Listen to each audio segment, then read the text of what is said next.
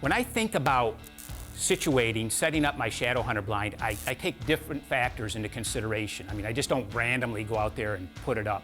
I like to look at the prevailing winds. I also like to study, especially if I'm on a food plot, and that's what as far as probably the #1 spots that I use shadow hunter blinds are over food plots. And I always want to study the exit and entry as far as the way the deer come and the way deer go from my food plots. And then I'll set up my blind accordingly. If they're coming out on the east end, I'll play the wind and put it down there. If they're exiting a certain spot, I just don't randomly throw it up there in the middle or on an edge. I want to know beforehand where the deer are coming from and set up my blind accordingly. When you're setting up and situating your shadow hunter blind, one key factor that you have to remember, especially if you're hunting whitetails and agricultural areas, crop rotation, or leaving a field alone for a year and then rotating it to the next year, leaving it fallow for a year, can change deer's habits.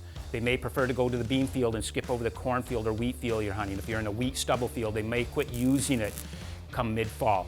So you want to think about crops and crop rotation when you put up your stand. So if you're putting up a permanent stand, you really, really want to consider where you're putting it. You might want to think more of putting it in a funnel situation or in a woodlot, or if you have a food plot where there's food all the time, placing it there. But again, think about crop rotation, think about where the deer are traveling when you put up your blind.